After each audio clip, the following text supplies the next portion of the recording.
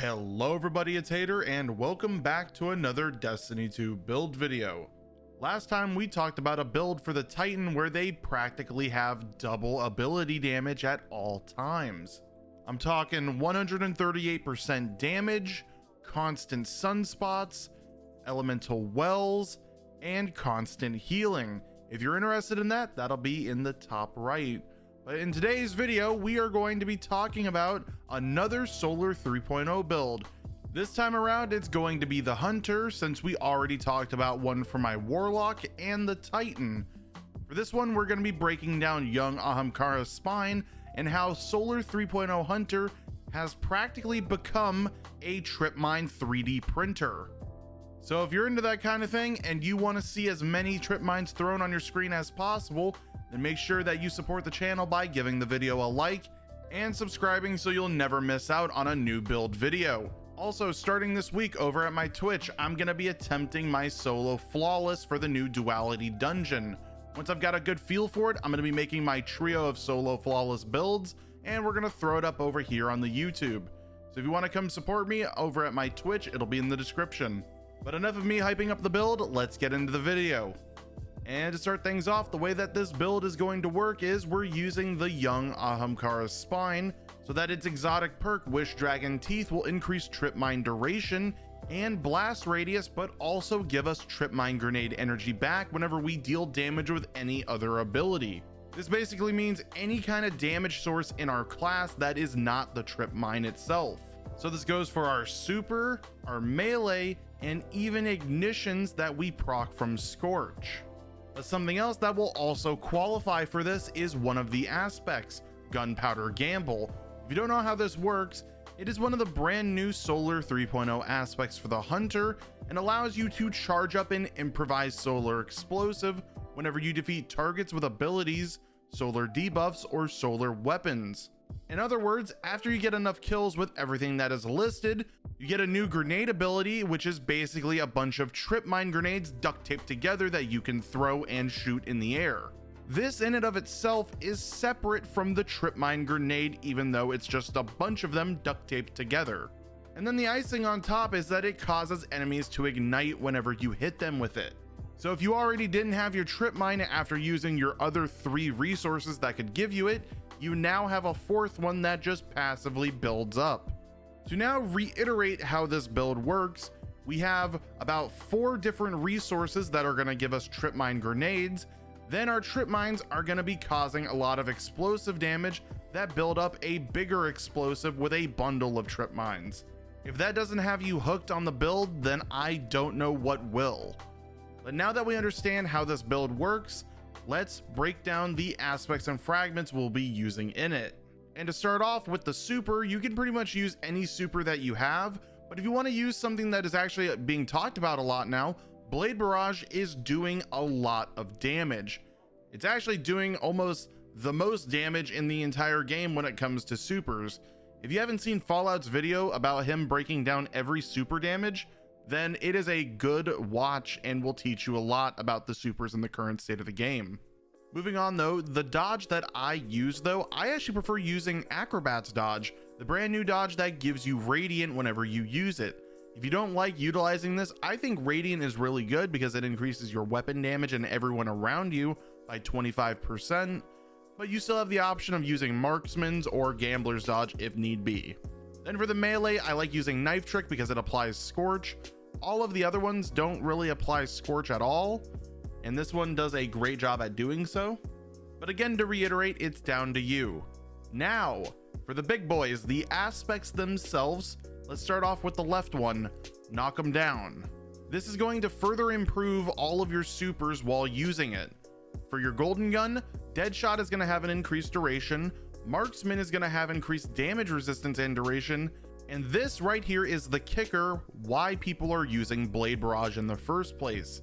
Knock them down is going to increase the amount of projectiles your Blade Barrage is going to throw, meaning in the long run it's more damage than when you're not running it. And then the final part of it is while you're Radiant, whenever you get a final blow with your equipped throwing knife, it'll fully refund your melee energy. Yet again, another way to cycle out energy so you have more trip mines in the long run. Moving on over to the next aspect, this is the one where you create your duct taped explosives, Gunpowder Gamble. As I mentioned earlier, defeating enemies with abilities, solar debuffs, or solar weapons is going to charge up an improvised solar explosive. When you throw your grenade when you have it ready, it'll throw your duct tape trip mines into the air, and if you shoot them, it'll deal a lot of damage towards enemies and cause them to ignite. Moving now down over to the fragments, this is where it's going to get interesting because this build has a lot of potential to change based on when the new fragments come out. As of right now, the 4 fragments Char, Empyrean, Eruption, and Searing aren't out and aren't available for you to buy yet.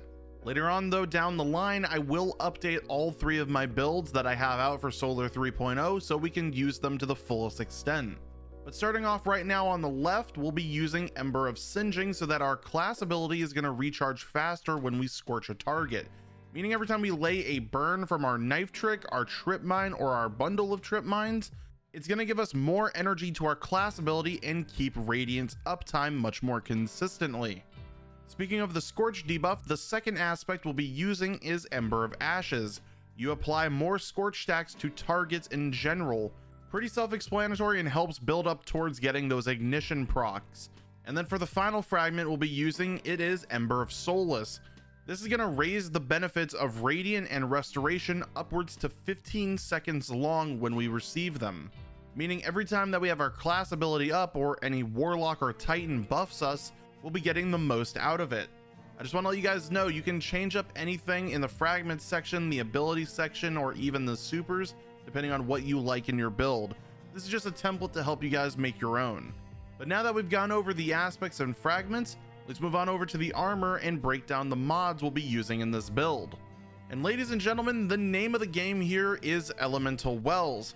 Pretty much everything in this build is going to create elemental wells and give us benefits from picking up those elemental wells. The key 2 things is a bunch of ability energy and constant healing. Starting off for our armor, we're going to have at least 3 pieces of armor be solar. Other than that, you can have the other pieces whatever you have them or want them to be. Starting off over at the helmet, I have mine as stasis and I'm using the mod Font of Might. Because I'm using a solar weapon in my build, Font of Might is going to give me 25% extra damage to my solar weapons because we're using solar elemental wells with our solar subclass. This buff is also going to stack on top of Radiant and give us a bunch more weapon damage than we already have. And then of course I'm pairing it with 2 harmonic siphons so my solar weapons will create orbs of power. Moving on down over to the young Ahamkara spine, this is my first piece of gear that I'm using as solar, and I also recommend that you guys have it as solar too because of impact induction. This is going to synergize super well with the build because every time you deal damage with your melee attacks, it gives you even more grenade energy that the exotic already gives you, making the build much more consistent. At the end though, we're going to be pairing this with Explosive Wellmaker. Explosions are the name of the game, and pretty much everything in our kit will do explosive damage. So every time we get explosive kills, it creates a solar elemental well. Pretty self-explanatory. Moving on down over to the chest piece, I have this as Arc, and we're using the new mod Armor of the Dying Star. Just like last season, we got a artifact-based damage resistance mod that will protect us against 2 different damage types. Last season we had Arc and Solar. This time around it's Solar and Void. So to synergize with it, I have my chest piece as Arc and I'm using an Arc resistance mod, so I'm covering all 3 elements at once. And then over at the end of the build, I'm using an elemental ordnance, so all of my trip mines will create a solar elemental well. Next up, moving on over to the boots, this is my second piece of armor that I have solar, and I'm using the mod Well of Life at the end. Like I said earlier, our elemental wells are going to give us constant healing, and that's what Well of Life does. It gives us 10 seconds of constant healing after we pick up a solar elemental well. This is going to really bump up the survivability in general, since there's not a lot of stuff in Hunter's kit that will give them restoration effects outside of healing grenades.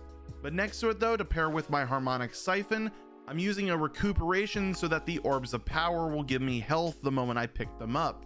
This is going to have a great synergy with the build overall and pair nicely with Well of Life. Then finally, over at the cloak, this is my last piece of armor that I have solar, and we're using the mod Bountiful Wells. Bountiful Wells is basically going to double up every single well mod that we're using to create elemental wells. Explosive Well Maker and Elemental Ordnance with this mod equipped is going to make them spawn 2 elemental wells instead of 1 every time that they proc. Meaning whenever we get a kill with our trip mines or our bundle of trip mines from gunpowder, it's going to create 4 elemental wells every single time. And then the final icing on top for this build, because I have this as solar, I'm using 2 bomber mods, so every time we use our dodge, we also gain a bunch of grenade energy back on top of everything that already gives us grenade energy. Overall though guys, that is going to be the build for today's video. Bungie did an absolutely phenomenal job with Solar 3.0 for them, and I'm super excited to see what they're gonna do for Arc 3.0 in the near future. But if you guys have any questions, feel free to leave them down in the comments or ask me over at my Twitch.